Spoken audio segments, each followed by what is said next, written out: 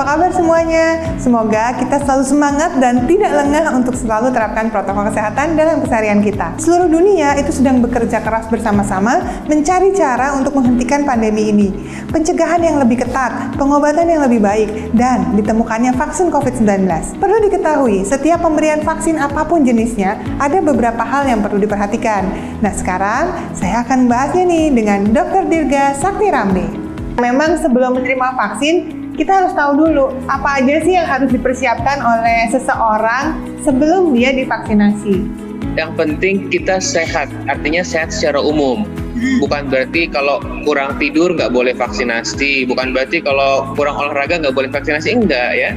Tapi memang ada pertanyaan-pertanyaan untuk screening, artinya dokter itu memastikan dulu sebelum memberikan vaksin. Misalkan pasti ditanya, apakah Anda sehat hari ini? Satu.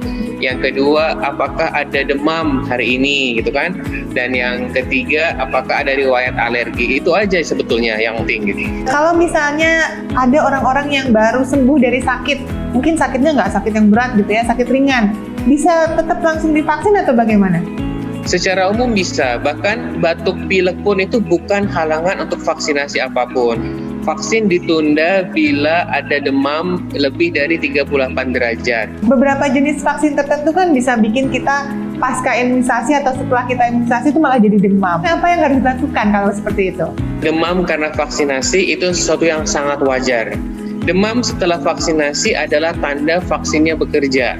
Itu adalah tanda bahwa sistem imunitas kita terstimulasi untuk membentuk kekebalan tadi. Dan tidak perlu khawatir karena demam pasca vaksinasi biasanya demamnya tidak tinggi dan paling lama 48 jam itu akan hilang. Tetapi kalau seandainya berlanjut ya 3 hari, 1 minggu masih begitu, perlu ke dokter. Kenapa?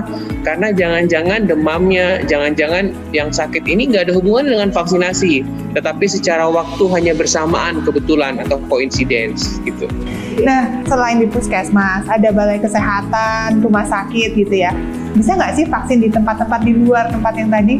Sebetulnya anjurannya yang paling baik tetap dilakukan di fasilitas kesehatan ya. Tapi pada masa pandemi seperti ini boleh dipertimbangkan untuk ada inovasi-inovasi ya. Syaratnya apa? Yang dokter dan alatnya harus standar seperti di rumah sakit. Ini bukan sesuatu hal yang baru ya Dr. Dirga ya? Bukan, kita udah puluhan tahun ya Indonesia punya program imunisasi rutin ya. Kita bisa mendistribusikan vaksin dari pabriknya sampai ke pelosok-pelosok ya di tanah air, dan itu semua sudah berlangsung rutin dan bukan hal yang istimewa, dan kita siap ya mendistribusikan vaksin apapun nanti. Terima kasih banyak Dr. Dirga.